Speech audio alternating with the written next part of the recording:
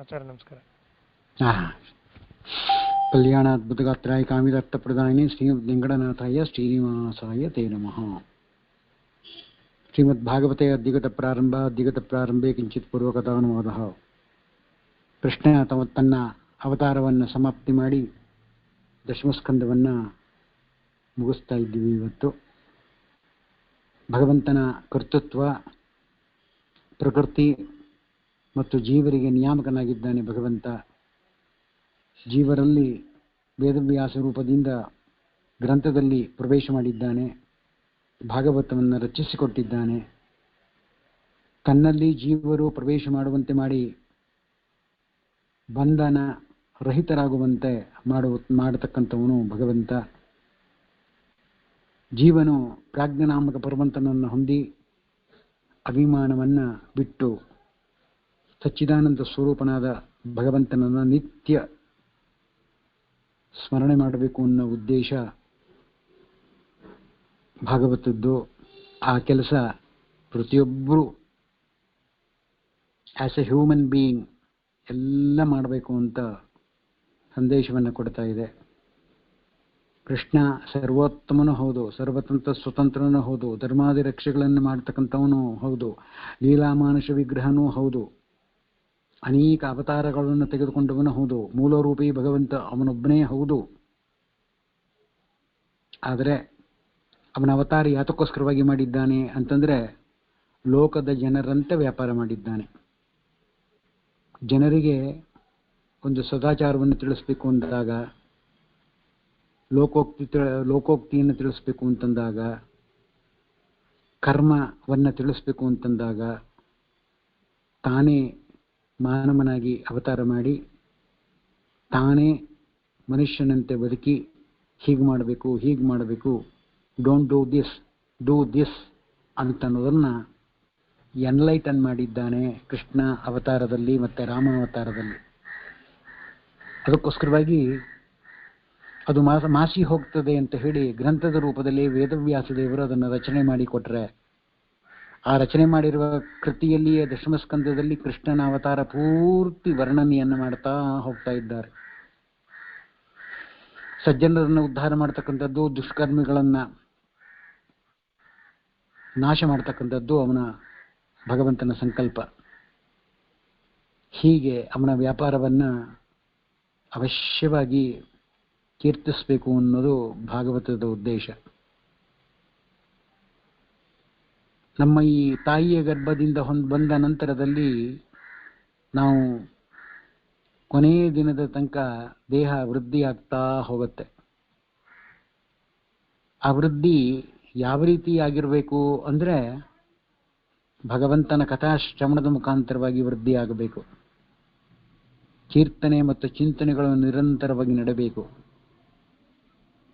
ಅತಿಥಿ ಅಭ್ಯಾಗತರ ಸೇವೆ, ದಾನ ಧರ್ಮ, ತೀರ್ಥಯಾತ್ರೆ, ತಂದೆ ತಾಯಿಯರ ಸೇವೆ, ಇಂತಹ ಸತ್ಕರ್ಮ ಫಲರೂಪವಾದ ಭಗವಂತನ ಸೇವೆಯಲ್ಲಿ ನಮ್ಮನ್ನು ನಾವು ತೊಡಗಿಸ್ಕೊಳ್ಬೇಕು ಅಂತಂದಾಗ ಮಾತ್ರ ಭಗವಂತನ ಹರಿಮಂದಿರವನ್ನು ನಾವು ಸೇರ್ಲಿಕ್ಕೆ ಸಾಧ್ಯವೇ ಹೊರತು ಇಲ್ಲದೇ ಇದ್ರೆ ಹರಿಮಂದಿರ ಸೇರ್ಲಿಕ್ಕೆ ಸಾಧ್ಯ ಇಲ್ಲ. ಈಗ ನಾನು ಬೆಂಗಳೂರಿನಲ್ಲಿ ಕೂತಿದ್ದೀನಿ, ಇಲ್ಲ ಅದೆಲ್ಲ ಆಗೋದಿಲ್ಲ, ನಾನು ಇದು ಅಮೆರಿಕಕ್ಕೆ ಹೋಗಲೇಬೇಕು ಅಂತ ಹಠ ಹಿಡಿದ್ರೆ ಹೋಗ್ಬಿಡಕ್ಕಾಗತ್ತೇನೋ? ಅಷ್ಟು ಸುಲಭನೇನೋ ಅಮೆರಿಕಕ್ಕೆ ಹೋಗೋದು? ಚೆನ್ನೈಗೆ ಹೋಗಬೇಕು, ಡೆಲ್ಲಿಗೆ ಹೋಗಬೇಕು ಅಂದರೆ ಟಿಕೆಟ್ ಸಿಗೋದಿಲ್ಲ. 3 ತಿಂಗಳು 6 ತಿಂಗಳು ವೆಯ್ಟ್ ಮಾಡಿ, 15 ದಿವಸ ವೆಯ್ಟ್ ಮಾಡಿ, ವೆಯ್ಟಿಂಗ್ ಲಿಸ್ಟು ಅಂತಂತಾರೆ. 221 waiting list. ಹೋಗ್ತೀರಾ? ಯಾಕೆ ಹೋಗೋದಿಲ್ಲ? ಹೋಗಿ. ಅಥವಾ ಅತಿ ಹೆಚ್ಚು ದುಡ್ಡು ಇನ್ವೆಸ್ಟ್ ಮಾಡ್ತೀನಿ ನಾನು, I will go by air. ಹೋಗು, ಯಾರು ಬೇಡ, 15,000 ಅಲ್ಲ 20,000 ಕೊಟ್ಟು ಹೋಗು, ಯಾರು ಹೋಗಬೇಡ ಅಂತ ಹೇಳ್ತಾರೆ. ಟಿಕೆಟ್ ಸಿಗತ್ತಾ ನೋಡು, ಏರ್ ಇಂಡಿಯಾ ಟಿಕೆಟ್ ಸಿಗತ್ತಾ ನೋಡು ಫಸ್ಟು. ಅದಿಲ್ಲದೆ ಇಲ್ಲ ನಾನು ಪ್ರೈವೇಟ್ ಇನ್ನೂ ಹೋಗು, ಪರವಾಗಿ ಇನ್ನೂ 5,000 ರೂಪಾಯಿ ಕೊಟ್ಟು ಹೋಗೋಕ್ಕಾಗತ್ತಾ ನೋಡು, ಎಷ್ಟು ದಿವಸ ತಗೋತಾರೆ ನೋಡು. ವ್ಯಾವಹಾರಿಕವಾಗಿ ಇಂತಹ ಸಮಸ್ಯೆಗಳನ್ನು ನಿವಾರಣೆ ಮಾಡಬೇಕಾದ್ರೆ ಅದನ್ನು ನಾವು ಸಮರ್ಥನೀಯವಾಗಿ ಅದನ್ನು ಫೇಸ್ ಮಾಡಲಿಕ್ಕೆ ಆಗ್ತಾ ಇಲ್ಲ ನಮ್ಮ ಕೈನಲ್ಲಿ. ಅಂಥದ್ರಲ್ಲಿ ಭಗವಂತನ ಬಗ್ಗೆ ನಾವು ಅವನ ಮಂದಿರಕ್ಕೆ ಹೋಗಬೇಕು ಅಂತಾದರೆ ನಾವು ಹೇಗಿರಬೇಕು? ಸಫಿಸ್ಟಿಕೇಟೆಡ್ ಆಗಿ ಹೋಗಬೇಕು, ಟ್ರಾನ್ಸ್ಪರೆಂಟ್ ಆಗಿರಬೇಕು, ನಿರಂತರ ಚಿಂತನಾಯುಕ್ತವಾಗಿರಬೇಕು ನಮ್ಮ ದೇಹ. No doubt this is the rare opportunity given by the lord to all human beings. ಮತ್ತೆ ನಾವು ಹ್ಯೂಮನ್ ಬೀಯಿಂಗ್ ಆಗಿ ಹುಟ್ಟುತ್ತೀವಿ ಅಂತ ಏನು ಗ್ಯಾರಂಟಿ? ಪ್ರಹ್ಲಾದ ಮತ್ತೆ ಪ್ರಹ್ಲಾದನಾಗಿ ಹುಟ್ಟುತ್ತಾನೆ ಅನ್ನೋದು ನೋ ಗ್ಯಾರಂಟಿ. ಹೋದ ಜನ್ಮದಲ್ಲಿ ಏನಾಗಿದ್ದೆ ಗೊತ್ತಿಲ್ಲ, ಮುಂದಿನ ಜನ್ಮ ಎಂತಿದ್ದು ಗೊತ್ತಿಲ್ಲ, ಮಧ್ಯದಲ್ಲಿ ತಕಲಾಟ. ಅದಕ್ಕಾಗಲೇ ಹೇಳಿದೆ, this is the rare opportunity given by him. ಇದನ್ನು ನಾವು ಎನ್ಕ್ಯಾಶ್ ಮಾಡ್ಕೊಳ್ಳಿಕ್ಕೆ ಪ್ರಯತ್ನ ಮಾಡಬೇಕು ಅಂತಾದರೆ ಮಾನವ ಜನ್ಮದಲ್ಲಿ ಮಾತ್ರ, ಅದರ ತತ್ರಾಪಿ ಬ್ರಾಹ್ಮಣನಾಗಿ ಹುಟ್ಟಿದಾಗ ಮಾತ್ರ, ಅದರ ತತ್ರಾಪಿ ವೈಷ್ಣವನಾಗಿ ಹುಟ್ಟಿದಾಗ ಮಾತ್ರ ಇದರ ಸಾಫಲ್ಯಕ್ಕೆ ಒಂದು ಆಪರ್ಚುನಿಟಿ. ಇದನ್ನು ಉಪಯೋಗಿಸ್ಕೊಳ್ಬೇಕು ಅಷ್ಟೇ ಹೊರತು ಹೊಳೆಯಲ್ಲಿ ಹುಣಸೆ ಹಣ್ಣು ಬಿಟ್ಟ ಹಾಗೆ ಪ್ರಯೋಜನ ಇಲ್ಲ, ಕೊಚ್ಕೊಂಡು ಹೊಟ್ಟೋಗತ್ತಷ್ಟೇ. ನೀ ತೊಗೊಂಡೋಗಿರೋ ಪಾತ್ರೆ ಯಾವುದು ತೊಳಿದೆ ಇದ್ಮೇಲೆ ನೀರು ವೇಸ್ಟು, ಹುಣಸೆ ಹಣ್ಣು ವೇಸ್ಟು, ಪಾತ್ರೆ ಕರ್ರಗೆ ಇರ್ತದೆ. ಹಾಗಾಗಬಾರ್ದು. ಭಗವಂತ ನಮಗೆ ಒಂದು ಆಪರ್ಚುನಿಟಿ ಕೊಟ್ಟು ಕಳಿಸಿದ್ದಾನೆ. ಇದನ್ನು ಆದಷ್ಟು ಎಲ್ಲಿ ತನಕ, ಸಾಯುವ ತನಕ ಶ್ರಮ ವಹಿಸಲೇಬೇಕು, ಸ್ಮರಣೆ ಮಾಡಲೇಬೇಕು. ಹಾಗಾದ್ರೆ ಗ್ಯಾರಂಟಿ ಕೊಡ್ತಾರೆ ಮೋಕ್ಷ ಆಗತ್ತೆ ಅಂತ, ಅದು ಹೆಂಗೆ ಗೊತ್ತುಬಿಡೋಕ್ಕಾಗತ್ತೆ? ಪರೀಕ್ಷೆ ಕಟ್ಟಿದವರೆಲ್ಲ ಪಾಸ್ ಆಗ್ಬಿಡ್ತಾರಲ್ಲ, ಅದೆಲ್ಲ ಗೊತ್ತಿಲ್ಲ ರೀ, ನಾನು ಪರೀಕ್ಷೆ ಕಟ್ಟಿದ್ದೀನಿ, ನಂಗೆ ಪಾಸ್ ಆಗ್ಬೇಕಟ್ಟೆ ಅಂತ ಹೋಗಿ ಜಗಳ ಆಡೋಕ್ಕಾಗತ್ತೆ ಯೂನಿವರ್ಸಿಟಿ ಜೊತೆ? ಜಗಳ ಆಡಿ ನೋಡಿ, ಹೋಗಿ ವಿ ಸಿ ಜೊತೆ ಜಗಳ ಆಡಿ, ನನ್ನನ್ನು ಯಾಕೆ ಫೇಲ್ ಮಾಡಿದ್ದೀರಿ ಅಂತ. There are so many reasons for fail. ಅದೇ ರೀತಿ ಇಲ್ಲೂ ಕೂಡ ಅಷ್ಟೇ. ಸಾಧನೆ ಮಾಡಿಕೊಂಡವ್ರಿಗೆಲ್ಲ ಮೋಕ್ಷ ಆಗಬೇಕು ಅಂತೇನಿಲ್ಲ, ಅದಕ್ಕೆ ಬೇರೆ ನಿಯಮಗಳಿದೆ. ಆ ನಿಯಮವನ್ನು ಉಲ್ಲಂಘನೆ ಮಾಡದೆ ನಾವು ನಿರಂತರ ಅವನ ಚಿಂತನೆಯಲ್ಲೇ ಇತ್ತು ಅಂತಾದರೆ, he is a deciding factor to give or not to give, to uplift or not to uplift. ಇದು ಅವನ ಕೈನೇ ವ್ಯಾಪಾರ, ಬೇರೆ ಯಾರ ಕೈಯಿಂದನೂ ಸಾಧ್ಯನೇ ಇಲ್ಲ. No influence at all. ಲಂಚ ಗಿಂಚ ಇಲ್ಲವೇ ಇಲ್ಲ ಇಲ್ಲಿ. ವಾಯುದೇವರು ಮಧು ಅಭಿಷೇಕ ಮಾಡಿಸ್ತೀನಿ, ವಾಯುದೇವರು ನಂಗೆ ಮೋಕ್ಷ ಕೊಡಿ, ನಮ್ಮಂಥವನ್ನ ಹಾಗಂತಂದವ್ರನ್ನ ವಾಯುದೇವರು ಮೂಸಿಯೂ ನೋಡಲ್ಲ. ಗೆಟ್ ಔಟ್ ಫ್ರಮ್ ಹಿಯರ್ ಅಂತಾರೆ. ಲೌಕಿಕ ಹೇಗೋ ಪಾರಮಾರ್ಥಿಕನೂ ಹಾಗೆ. ಪಾರಮಾರ್ಥಿಕ ಹೇಗೋ ಅದೇ ನಿಯಮಗಳು ಲೌಕಿಕದಲ್ಲೂ ಇದೆ. ಆದರೆ ನಾವೆಲ್ಲ ಭ್ರಷ್ಟರಾಗಿ ನಿಯಮ ಉಲ್ಲಂಘನೆ ಮಾಡ್ಕೊಂಡು ನಾವು ಜೀವನವನ್ನು ಮಾಡ್ತಾ ಇದ್ದೀವಿ. ನಾನು ಮಾಡಿದ್ದೆ ಸರಿ, ನಾನು ಮಾಡಿದ್ದೆ ಸರಿ, ನಾ ಹೇಳಿದ್ದೆ ಸರಿ, ನಾ ಹೇಳಿದ್ದೆ ಆಗಬೇಕು, ನಾ ಹೇಳಿದ್ದೆ ನೋಡಬೇಕು, ನಾ ಹೇಳಿದ್ದೆ ಮಾಡ್ಕೋಬೇಕು, ನಾ ಹೇಳಿದ್ದ ಅಡುಗೆನೇ ಮಾಡಬೇಕು. ಕೊನೆಗೇನು ಸಾಧಿಸ್ತೀನಿ ನೀನು? ಅದರಿಂದ ಏನಾದರೂ ಸರ್ವೋತ್ತಮತ್ವ ಜ್ಞಾನ ಬಂತೇನೋ? ಏನಿಲ್ಲ. ಕೊನೆಗೆ ಕೃಷ್ಣ ಹೇಳ್ತಾ ಇದ್ದಾನೆ, ಶ್ರೀಮಂತರಾಗಿ ಚಕ್ರಾಧಿಪತಿಯನ್ನು ಆಳುತ್ತಿರುವಂಥ ಚಕ್ರವರ್ತಿಗಳು, ರಾಜರು ವೈಕುಂಠವನ್ನು ಹೊಂದಬೇಕು ಎಂಬ ಉದ್ದೇಶದಿಂದ ತಮ್ಮೆಲ್ಲ ರಾಜ್ಯ, ಕೋಶ, ಭೋಗದಾಸ ಇವನ್ನೆಲ್ಲವನ್ನು ಬಿಟ್ಟು ವನಕ್ಕೆ ಹೊರಟೋಗ್ಬಿಟ್ರು. ಬೇಕಾದಷ್ಟು ಕಥೆಗಳನ್ನು ಕೇಳಿದ್ವಿ ಕಳೆದ 3 ತಿಂಗಳಿಂದ. ಯಾತಕ್ಕೆ ಹೋದ್ರು? They wanted to achieve something. ಅದಕ್ಕೋಸ್ಕರವಾಗಿ ಹೋದರು. ಅದು ಯಾವುದದು? ಭಗವಂತನ ಕಾಣುವಿಕೆಯ ಒಂದು ರೀತಿ, ನೀತಿ, ಒಂದು ಕ್ರಮ. ಅದನ್ನೇ, ಆ ಜಾಡನ್ನೇ ಹಿಡ್ಕೊಂಡು ಅವ್ರು ಹೋದರು. ಅದಕ್ಕೋಸ್ಕರ ಏನು ಮಾಡಿದ್ರು? ತಮ್ಮ ರಾಜ್ಯ ಬಿಟ್ಟರು, ಕೋಶ ಬಿಟ್ಟರು, ಭೋಗದಾಶೆ ಬಿಟ್ಟರು, ಹಣ ಬಿಟ್ಟರು, ಮನೆ ಬಿಟ್ಟರು, ವನವಾಸ ಸೇರಿದ್ರು. ಧ್ರುವರಾಜ, ಪ್ರಹ್ಲಾದ ರಾಜ, ಅಂಬರೀಷ, ಖಟ್ವಾಂಗ, ಇವರುಗಳನ್ನೆಲ್ಲ ಹೆಸರಿಸ್ತಾ ಹೋಗಬಹುದು. ಅಂದ್ರೇನು? ಯಾರು ಭಗವಂತನ ಮಂದಿರವನ್ನು ಬಯಸ್ತಾರೋ, ಇನ್ಕ್ಲಿನೇಷನ್ ಅಂತ ಹೇಳ್ತಾರೆ ಇಂಗ್ಲಿಷ್ನಲ್ಲಿ ಇದಕ್ಕೆ. ಆ ಇನ್ಕ್ಲಿನೇಷನ್ ನಮ್ಮಲ್ಲಿ ಎಷ್ಟು ಇಂಪ್ರೂವ್ ಆಗ್ತಾ ಹೋಗ್ತದೆ, ಬಯಕೆಗಳು ಜಾಸ್ತಿ ಆಗ್ತಾ ಹೋಗ್ತದೆ, ಆನಂದ ಜಾಸ್ತಿ ಕೊಡ್ತಾ ಹೋಗ್ತಾನೆ. ಯಾಕೆ? ಅವನ ಆನಂದಮಯಿ ಹತ್ರ ಹೋಗಬೇಕು ಅಂತಂದ್ರೆ, ನಮಗೆ ಆನಂದ ಇಲ್ಲದೆ ಹೋಯ್ತು ಒಂದು ದುಃಖದಲ್ಲಿರುವವನು ಆನಂದಮಯನಾದ ಭಗವಂತನನ್ನು ಕಾಣ್ಲಿಕ್ಕೆ ಆಗೋದಿಲ್ಲ, ಅವನ ಸ್ಥಾನವನ್ನು ಸೇರ್ಲಿಕ್ಕೆ ಆಗೋದಿಲ್ಲ. ಕೊನೆಗೆ ಸೂತರು ಹೇಳ್ತಾ ಇದ್ದಾರೆ, ಶೌನಕಾದಿಗಳಿರ ವ್ಯಾಸಪುತ್ರರಾದ ಶುಕಾಚಾರ್ಯರು ಮೊದಲಾದ ಮಹಾನುಭಾವರು ವರ್ಣಿಸಿರುವಂತಹ ಈ ಮಂಗಳ ಕೀರ್ತಿಯಾದ ಶ್ರೀಮದ್ ಭಾಗವತ ಶ್ರೀಹರಿಯ ಚರಿತ್ರ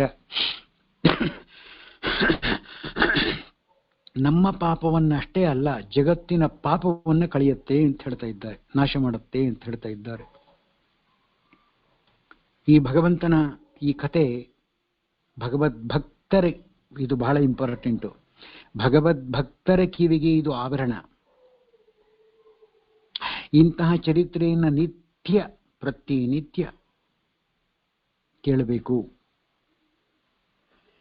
ಯಾರು ಕೇಳ್ತಾರೋ ಯಾರು ಹೇಳ್ತಾರೋ ಅವರಿಗೆ ನೆಟ್ಟ ಮನಸ್ಸನ್ನು ಭಗವಂತ ಕೊಡ್ತಾನಂತೆ. ಮತ್ತೆ ನಿತ್ಯ ಕ್ಷೇಮ ರೂಪವಾದ ಮೋಕ್ಷವನ್ನ ಅವನು ಪಡೆದೇ ಪಡಿತಾನೆ ಅನ್ನೋ ಅಭಿಪ್ರಾಯ ಶುಕಾಚಾರ್ಯರು ಪರೀಕ್ಷಿತ್ ರಾಜನಿಗೆ ಹೇಳ್ತಾ ಇದ್ದಾರೆ ಅನ್ನುವಲ್ಲಿಗೆ ದಶಮಸ್ಕಂದ ಭಾಗವತ ಇಲ್ಲಿಗೆ ಸಮಾಪ್ತಿ ಮಾಡ್ತಾ ಇದ್ದೀವಿ. ಹೇಳಬೇಕಾದ ವಿಚಾರ ಇನ್ನೂ ಬೇಕಾದಷ್ಟಿದೆ, ಆದರೆ ಅನೇಕ ಕಡೆ ಸ್ಕಿಪ್ ಆಫ್ ಮಾಡಿಬಿಟ್ಟಿದ್ದೀನಿ ನಾನೇ. ಇರಲಿ, ಮುಂದೆ ನಾವು ಏಕಾದಶ ಸ್ಕಂದಕ್ಕೆ ಬರ್ತಾ ಇದ್ದೀವಿ.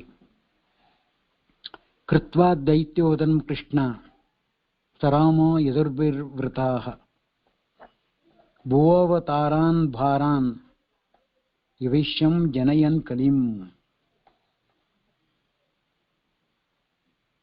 ಈ ಏಕಾದಶ ಸ್ಕಂದದಲ್ಲಿ ಭಗವಂತ ಬಲರಾಮನಿಂದ ಕೂಡಿ ದೈತ್ಯರನ್ನ ಸಂಹಾರ ಮಾಡಿ ಬಂಧುಗಳಿಗೆ ಕಲಹವನ್ನು ಹುಟ್ಟಿಸಿ ಭೂಭಾರವನ್ನು ಕಳೆದ ಇಬ್ಬರು ಕಳೆದಿದ್ದಾರೆ. ಪರೀಕ್ಷಿತ್ ರಾಜ ಒಂದು ಪ್ರಶ್ನೆ ಮಾಡಿದ, ಯಾದವರು ಕೃಷ್ಣನ ಭಕ್ತರಾಗಿ ಬ್ರಾಹ್ಮಣನ ಶಾಪಕ್ಕೆ ಆದರಲ್ಲ, ಅದಕ್ಕೆ ಕಾರಣ ಏನು ಅಂತ ಕೇಳ್ದ. ಕೃಷ್ಣ ಯಾದವ ಕುಲವನ್ನೇ ಸಂಹಾರ ಮಾಡಬೇಕು ಅಂತ ನಿಶ್ಚಯ ಮಾಡಿದ. ಆಗ ಪಿಂಡಾರಕ ಎಂಬ ಒಂದು ಕ್ಷೇತ್ರ, ಆ ಕ್ಷೇತ್ರದಲ್ಲಿ ದೂರ್ವಾಸರು ಮತ್ತು ವಿಶ್ವಾಮಿತ್ರಾದಿ ಋಷಿಗಳು ಸೇರಿ ಅವರನ್ನ ಗೇಲಿ ಮಾಡಲು ಇಚ್ಛಿಸಿದ ಈ ಯಾದವ ಕುಮಾರ, ಈ ಪಿಂಡಾರಕ ಎಂಬತಕ್ಕಂಥವನು ಸಾಂಬನಿಗೆ ಗರ್ಭಿಣಿ ವೇಷವನ್ನು ಹಾಕಿ ಆ ಋಷಿಗಳ ಮುಂದೆ ನಿಲ್ಲಿಸಿದ. ಹೇ ವಿಶ್ವಾಮಿತ್ರರೇ, ಹೇ ದೂರ್ವಾಸರೇ, ಇವಳು ಗರ್ಭಿಣಿಯಾಗಿದ್ದಾಳೆ, ಇವಳಿಗೆ ಹೆಣ್ಣಾಗುತ್ತೋ ಗಂಡಾಗುತ್ತೋ ಅಂತ ಒಂದು ಪ್ರಶ್ನೆ ಕೇಳಿದ್ರು. ಅವ್ರಿಗೆ ಕೋಪ ಬಂತು, ಅವ್ರಿಗೆ ಗೊತ್ತು ಏನು ಅಂತ, ಇದು ನಾಟಕ ಅಂತ ಗೊತ್ತಿತ್ತು. ಆದ್ರೂ ಕೂಡ ಅವರು ಕೋಪಿಸ್ಕೊಂಡು ಹೇಳಿದ್ರು, ನಿಮ್ಮ ಕುಲವನ್ನ ನಾಶ ಮಾಡುವಂತಹ ಮುಸಲ ಅಂದ್ರೆ ಮುಳ್ಳು ಅಂತ, ಅದನ್ನ ಹಡಿತಾಳೆ ಹೋಗಿ ಎಂದ್ಬಿಟ್ರು. ಅವ್ರು ಹೆದರ್ಕೊಂಡ್ಬಿಟ್ರು. ಅಷ್ಟೇ ಅಲ್ಲ, ಅದು ನಿಜವೇ ಆಗೋಯ್ತು. ಉಕ್ಕಿನ ಒನಕೆಯ ಚೂರುಗಳಾಗೋಯ್ತು ಅಂತಂತಾರೆ. ಸಾಂಬನ ಉದರದಲ್ಲಿ ಇದ್ದಿದ್ದು ಅದನ್ನು ಪುಡಿ ಮಾಡಿ ನೋಡಿದ್ರು. ಉಗ್ರಸೇನನಿಗೆ ವಿಚಾರ ತಿಳಿಸಿದ್ರು ಹೀಗಾಗಿದೆ ಅಂತ. ಆ ರಾಜ ಏನ್ ಮಾಡ್ದ, ಮುಸಲಮನ್ನ ಪುಡಿ ಮಾಡಿ ಸಮುದ್ರಕ್ಕೆ ಹಾಕಿಸಿಬಿಟ್ಟ. ಅದು ಮೊಳಕೆ ಆಗ್ಬಿಡ್ತು. ಜರ ಎಂಬತಕ್ಕಂಥ ವ್ಯಾಧ ಮೀನೊಂದರ ಹೊಟ್ಟೆಯೊಳಗಿದ್ದ ಮುಸಲದ ಚೂರನ್ನು ತನ್ನ ಬಾಣದ ಅಗಲನ್ನು ಮಾಡಿ ಕೊಂಡ. ಸಮುದ್ರಕ್ಕೆ ಹಾಕಿದ್ರು. ಒಂದು ಮೀನು ತಿಳಿಯೋದೋ ಒಂದು ಚೂರನ್ನು ತಿಂದುಬಿಡ್ತು. ಆ ಮೀನು ಒಬ್ಬನ ಮೀನುಗಾರನ ಕೈಗೆ ಸಿಕ್ತು. ಅವನು ಮನೆಗೆ ತಗೊಂಡೋದ, ಅದನ್ನು ಕಟ್ ಮಾಡಿದ. ಅದರಲ್ಲಿ ಒಂದು ಈ ಒನಕ್ಕೆ ಉಕ್ಕಿನ ಪುಡಿಯ ಚೂರು ಅವರಲ್ಲಿ ಅಂಟುಕೊಂಡಿತ್ತು. ಅದನ್ನೇನು ಮಾಡಿದ, ತನ್ನ ಬಾಣದ ಅಲುಗನ್ನಾಗಿ ಮಾಡಿಕೊಂಡ. ಕೃಷ್ಣ ಈ ಶಾಪ ತಟ್ಟದಂತೆ ಮಾಡಲು ಶಕ್ತನಾಗಿದ್ದ, ಆದರೆ ಅವನು ಕೈ ಬಿಟ್ಟ. ಯಾದವರ ಕುಲ ನಾಶ ಆಗಲಿ ಅಂತ ಸುಮ್ಮನೆ ಇದ್ಬಿಟ್ಟ. ಅವನು ಯಾವ ಪ್ರಕ್ರಿಯೆಯನ್ನು ತೋರಿಸಲಿಲ್ಲ. ಮುಂದೆ ವಸುದೇವ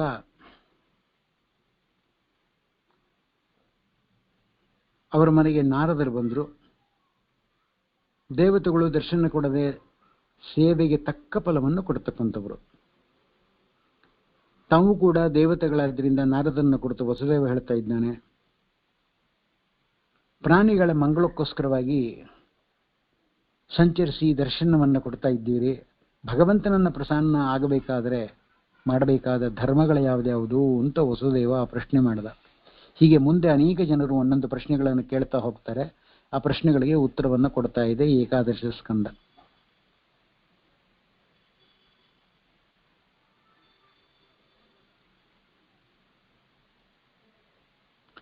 ಹಿಂದೆ ನಾನು ಮುಕುಂದನನ್ನ ಮಕನಾಗಬೇಕು ಎಂದು ಆರಾಧಿಸಿದ ನಿಜ. ಈ ಜನ್ಮದಲ್ಲಿ ಮುಕ್ತನಾಗಲು ನಾನು ಯಾವ ಧರ್ಮವನ್ನು ಮಾಡಬೇಕು ಅಂತ ಆ ಉಪದೇಶವನ್ನು ಮಾಡಿ ಅಂತ ವಸುದೇವ ನಾರದರನ್ನ ಕೇಳಿದ. ಅದಕ್ಕೆ ನಾರದರು ಹೇಳಿದ್ರು, ವೃಷಭ ಪರಮಾತ್ಮನ ಮಕ್ಕಳು ಕವಿ ಮುಂತಾದ 9 ಮಂದಿ ಜ್ಞಾನಿಗಳು, ವಿರಕ್ತರುಗಳು, ವೇದಾಂತಿಗಳು. ಅವರು ನಿಮಿ ಎಂಬತಕ್ಕಂಥ ರಾಜನ ಸಪ್ತರಯಾಗದಲ್ಲಿ ಇದ್ರು. ಅವರೆಲ್ಲರೂ ಕೂಡ ನಮಗೆ ಉಪದೇಶ ಮಾಡಬೇಕು ಅಂತ ಬಂದರು ನಾರದರ ಹತ್ರ. ಆಗ ನಾರದರು ಅವನಿಗೆ ಉಪದೇಶ ಮಾಡ್ತಾ ಇದ್ದಾರೆ. ಇದೇ ಏಕಾದಶ ಸ್ಕಂದ ಪ್ರಾರಂಭ. ಅರ್ಥಾತ್ ಇವತ್ತು ಮಹಾ ಪರ್ವಕಾಲ.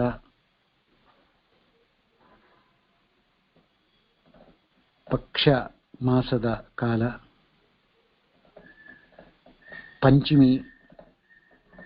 ವಾದರಾಜರು ಪಂಚಕಪ್ರಿಯರು ಜೈತೀರ್ಥರು ಪಂಚಮಿ ತಿಥಿಯಿಂದೇ ದೇಹ ತ್ಯಾಗ ಮಾಡಿದ್ರು. ಇವರಿಬ್ಬರಿಗೂ ಪ್ರೀತಿಕರವಾದ ದಿವಸ ಇವತ್ತು. ಇವತ್ತು ನಾವು ದಶಮಸ್ಕಂದ ಭಾಗವತವನ್ನು ಸಮಾಪ್ತಿ ಮಾಡ್ತಾ ಇರೋದು ಅವರಿಬ್ಬರ ಅಂತರ್ಯಾಮಿ ಕೃಷ್ಣನಿಗೆ ಪ್ರೀತಿಯಾಗಲಿ ಅಂತ ಹೇಳ್ತಾ, ಮುಂದೆ ಈ ಏಕಾದಶ 11ನೇ ಸ್ಕಂದದಲ್ಲಿ ಕವಿ ಎಂಬತಕ್ಕಂಥವನು ಒಬ್ಬ ರಾಜ ನಾರದರನ್ನ ಪ್ರಶ್ನೆ ಮಾಡಿದ.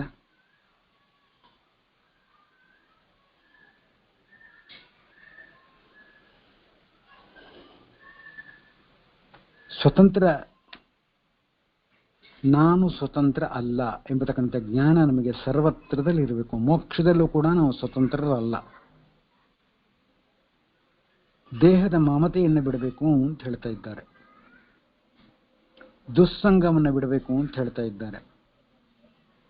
ಮಾಡುವ ಸರ್ವ ದ್ವಂದ್ವ ಕರ್ಮಗಳನ್ನು ಕೂಡ ಪರಬ್ರಹ್ಮನಿಗೆ ಅರ್ಪಿಸಬೇಕು ಅಂತ ಹೇಳ್ತಾ ಇದ್ದಾರೆ.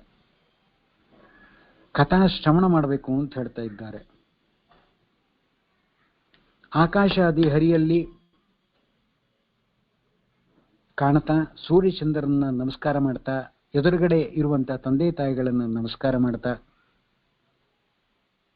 ನಮ್ಮೆಲ್ಲ ಕರ್ಮಗಳನ್ನ ನಾವು ಸ್ಮರಣೆ, ಭಗವಂತನನ್ನ ಆ ಚೇತನದಲ್ಲಿ ಭಗವಂತನನ್ನ ಸ್ಮರಣೆ ಮಾಡಿ ಧನ್ಯರಾಗಬೇಕು ಅಂತ ಹೇಳ್ತಾ ಇದ್ದಾರೆ. ಇದರಿಂದ ಭಗವಂತನಲ್ಲಿ ಭಕ್ತಿ ತನ್ಪಾಡಕ್ಕೆ ತಾನೇ ವೃದ್ಧಿ ಆಗ್ತಾ ಹೋಗುತ್ತೆ. ಇದರಿಂದ ಏನಾಗುತ್ತೆ ಅಂದರೆ ಸಂಸಾರದಲ್ಲಿ ವಿರಕ್ತಿ ಏಕಕಾಲದಲ್ಲಿ ಹುಟ್ಟುತ್ತೆ. ಇದರಿಂದ ಏನಾಗುತ್ತೆ ಅಂದರೆ ಬ್ರಹ್ಮಜ್ಞಾನದಿಂದ ಮುಕ್ತಿ ಅಂತ ಹೇಳ್ತಾ ಇದ್ದಾರೆ. ಕೊನೆಯದ ಜಿಸ್ಟ್ ಹೇಳ್ತಾ ಇದ್ದಾರೆ ಈ 11ನೇ ಸ್ಕಂದದಲ್ಲಿ. ನಿಮಿ ಎಂಬತಕ್ಕಂಥ ಒಬ್ಬ ರಾಜ ಅವನೊಂದು ಪ್ರಶ್ನೆ ಮಾಡಿದ ನಾರದರನ್ನ, ಭಗವಂತನನ್ನ. ಅವನ ಪ್ರಶ್ನೆ ಏನು ಅಂದ್ರೆ, ಭಗವಂತನ ಭಕ್ತರುಗಳಲ್ಲಿ ಉತ್ತಮ ಯಾರು, ಮಧ್ಯಮ ಯಾರು, ಅವನ ಆಚಾರ ವಿಚಾರ ಹೇಗಿರ್ತದೆ, ಭಕ್ತನ ಲಕ್ಷಣಗಳನ್ನು ತಿಳಿಸ್ಕೊಡಿ ಅಂತ ಪ್ರಶ್ನೆ ಮಾಡಿದ್ರು.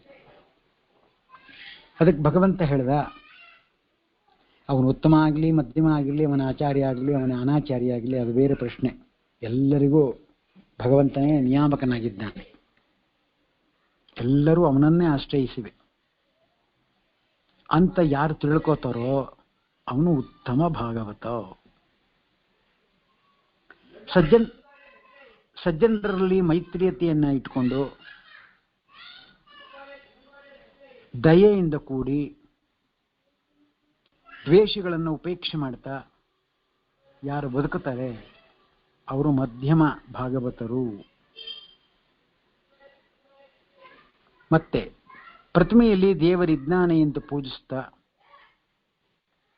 ಇತರರಲ್ಲಿ ಹಾಗೆ ತಿಳಿಯದೆ, ಇದು ಬಹಳ ಮುಖ್ಯ, ಪ್ರತಿಮೆಯಲ್ಲಿ ದೇವರಿರುವನು ಅಂತ ತಿಳಿದು ಇತರರಲ್ಲಿ ಹಾಗೆ ತಿಳಿಯದೆ ಪೂಜಿಸದೆ ಬಿಟ್ಟವನು ಅಧಮ ಭಾಗವತ, ಅಧಮ ಭಕ್ತ ಅಂತ ಹೇಳ್ತಾ ಇದ್ದಾರೆ. ಮಧ್ವ ಸಿದ್ಧಾಂತ ಒಂದು ಬಿಟ್ಟು ಮಿಕ್ಕೆಲ್ಲ ಸಿದ್ಧಾಂತವೂ ಇದೇ ತತ್ವವನ್ನೇ ಹೇಳ್ತಾ ಇದೆ. ಇನ್ನು ಹೇಳೋದೇನಿದೆ? ಅರ್ಥ ಆಗಿರ್ಬೋದು, ಕ್ಯಾಚ್ ಮಾಡಿದಿರಿ ಪಾಯಿಂಟು ಅಂತ ಅನ್ಕೊಳ್ತೀನಿ ನಾನು. ರೈತರಿಗೆ ದುಃಖಾದಿಗಳಿಂದ ಯಾಕೆ ಬರ್ತಾ ಇದೆ ಅಂದರೆ, ಅವರೆಲ್ಲರೂ ಕೂಡ ಭಗವಂತ ಸರ್ವೋತ್ತಮ ಅಂತ ಒಪ್ಪೋದಿಲ್ಲ, ಐಕ್ಯವನ್ನು ಒಪ್ಪುತ್ತಾರೆ. ಪಂಚಭೇದ ತಾರತಮ್ಯ ಜ್ಞಾನ ಅಂತೂ ಇಲ್ಲವೇ ಇಲ್ಲ. ಆದರೆ ಪಂಚಭೇದ ಜ್ಞಾನದಿಂದ ತಾರತಮ್ಯ ಜ್ಞಾನವುಳ್ಳವನಾಗಿ ಭಗವಂತನ ನಿತ್ಯ ಸ್ಮರಣೆ ಮಾಡ್ತಾ ಭಕ್ತಿಯಿಂದ ಭಗವಂತನನ್ನ ನಮ್ಮ ಹೃದಯದಲ್ಲಿ ನಿಲ್ಲಿಸಿಕೊಂಡುವವನು ಯಾರೋ ಅವನು ಭಾಗವತೋತ್ತಮ ಅಂತಾರೆ. ಇದೇ ಭಗವತ್ ಪ್ರೀತಿಯ ಲಕ್ಷಣ ಅಂತ ಭಾಗವತ ಹೇಳ್ತಾ ಇದೆ. ಹೀಗಿದ್ದವರು ಭಗವದ್ಭಕ್ತರಾಗ್ತಾರಷ್ಟೇ ಹೊರತು ಎಲ್ಲರೂ ಕೂಡ ಭಗವದ್ಭಕ್ತರಾಗಲಿಕ್ಕೆ ಸಾಧ್ಯ ಇಲ್ಲ. ಹೇಳೋದು ಸುಲಭ, ಆಚರಣೆ ತುಂಬ ಕಷ್ಟ. ನಾವೆಲ್ಲ ಆಚರಣೆಯಲ್ಲಿ ತುಂಬ ಅಟ್ಟರ್ ಫೇಲ್ಯೂರ್ ಆಗಿದ್ದೀವಿ. ಅದನ್ನು ಭಾಗವತ ನಮಗೆ ತಿಳಿಸ್ಕೊಡ್ತಾ ಇದೆ.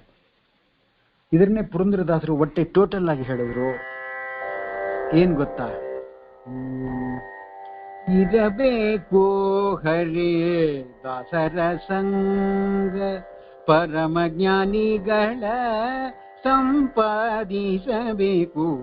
ಇರಬೇಕು ಹರಿ ದಾಸರ ಸಂಗ, ಪರಮ ಜ್ಞಾನಿಗಳ ಸಂಪಾದಿಸಬೇಕು.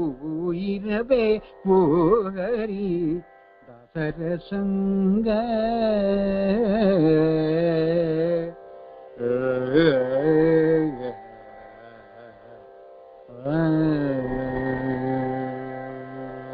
ಅತಿ ಜ್ಞಾನಿಯಾಗಬೇಕು, ಹರಿಕತೆ ಕೇಳಬೇಕು.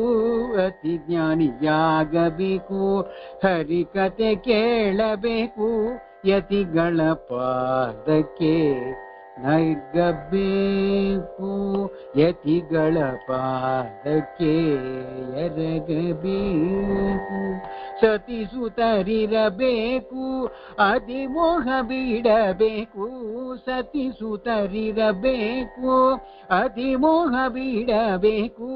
ಮತಿಯ ಬಿಡದೆ ಹರಿಯ ಪೂಜಿಪರ ಸಂಗ.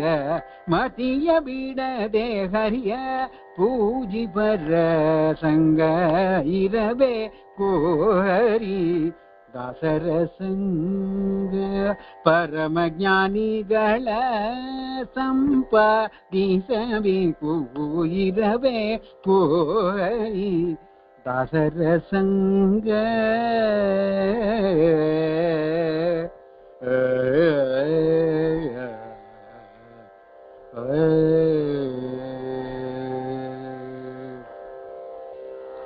ಏಕಾಂತವಿರಬೇಕು, ಲೋಕವರ್ತೆ ಬಿಡಬೇಕು. ಏಕಾಂತವಿರಬೇಕು, ಲೋಕವರ್ತೆ ಬಿಡಬೇಕು. ಏಕಾಂತವಿರಬೇಕು, ಲೋಕವರ್ತೆ ಬಿಡಬೇಕು. ಲೋಕೈಕನಾಥನ ಭಜಿಸಬೇಕು. ಲೋಕೈಕನಾಥನ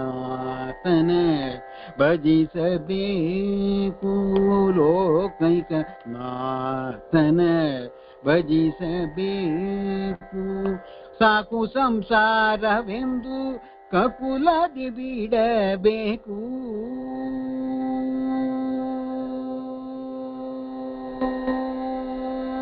ಸಾಕು ಸಂಸಾರವೆಂಬ ಕಕುಲತಿ ಬಿಡಬೇಕು.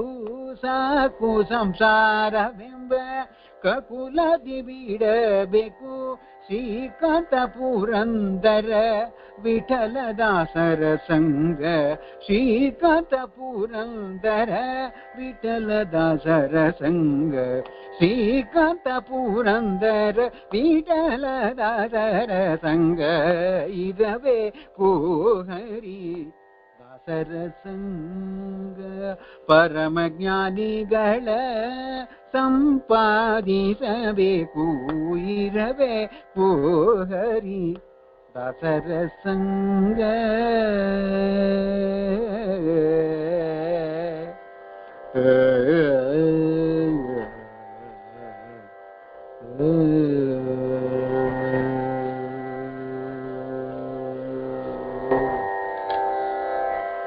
ಹೀಗೆ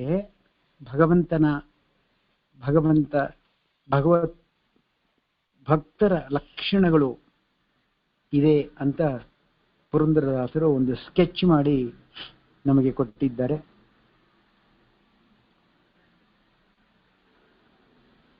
ಅವನು ಡಿಸೈಡಿಂಗ್ ಫ್ಯಾಕ್ಟರ್, ಉತ್ತಮ ಮಧ್ಯಮ ಅಧಮ ಅದನ್ನ ಡಿಸೈಡಿಂಗ್ ಫ್ಯಾಕ್ಟರ್ ಅವನೇ. ಆದರೆ ನಾವು ಹೇಗಿರಬೇಕು ಅಂತಂದ್ರೆ ಇರಬೇಕು ಹರಿದಾಸರ ಸಂಘ ಅಂತ ಡಿಕ್ಲೇರ್ ಮಾಡ್ತಾ ಇದ್ದಾರೆ ಪುರಂದರದಾಸರು. ನಿಮಿ ಎಂಬತಕ್ಕಂಥವನು ರಾಜ ಇನ್ನೊಂದು ಪ್ರಶ್ನೆಯನ್ನು ಮಾಡಿದ ಕೃಷ್ಣನಲ್ಲಿ ಹರಿಯ ಇಚ್ಛಾ ಶಕ್ತಿಯನ್ನ, ಜಡ ಪ್ರಕೃತಿಯ ಮಹಿಮೆಯನ್ನ ತಿಳಿಸ್ಕೊಡಿ ಅಂತ ಒಂದು ಪ್ರಶ್ನೆ ಮಾಡಿದ. ಭಗವಂತ ಯೋಗ್ಯರಿಗೆ ಮಾತ್ರ ತತ್ವಜ್ಞಾನವನ್ನು ತಿಳಿಸಿಕೊಡ್ತಾನಷ್ಟೇ ಹೊರತು ಬೇರೆ ಅನಾದರ ತೋರುವವರಿಗೆ ಅವನ ತತ್ವವನ್ನು ತಿಳಿಸಿಕೊಡುವುದಿಲ್ಲ. ತಾನೇ ತನ್ನ ಸ್ವಂತಿಕೆಯಿಂದ ಇಡೀ ಜಗತ್ತನ್ನ ಸೃಷ್ಟಿ ಮಾಡಿದ, ಸ್ವೇಚ್ಛೆಯಿಂದ ಅಂತ ಬೇಕಾದ್ರೆ ಹೇಳ್ಬೋದು. ಪ್ರಕೃತಿಯನ್ನು ಉದ್ಬೋಧಿಸಿದ ಅಂತ ಹೇಳ್ತಾ ಇದ್ದಾರೆ. ಪ್ರಕಟ ಆಯಿತು ಅಂತ ಅರ್ಥ. ಮತ್ತೆ 24 ತತ್ವಗಳನ್ನು ತಾನು ಸೃಷ್ಟಿ ಮಾಡಿದ, ಅದನ್ನು ಬ್ರಹ್ಮಾಂಡದಲ್ಲಿ ಇಟ್ಟ. ಯಾವುದು? ತಾನೇ ಉದ್ಬೋಧನೆ ಮಾಡಿದ ಜಗತ್ತಿನಲ್ಲಿ 24 ತತ್ವಗಳನ್ನು ಇಟ್ಟ. ಅದಕ್ಕೆ ಪ್ಯಾರಲಲ್ ಆಗಿ ಜೀವರಾಶಿಗಳನ್ನು ಸೃಷ್ಟಿ ಮಾಡಿ ಜೀವರಾಶಿಗಳಲ್ಲೂ ಕೂಡ 24 ತತ್ವಗಳನ್ನು ಇಟ್ಟ.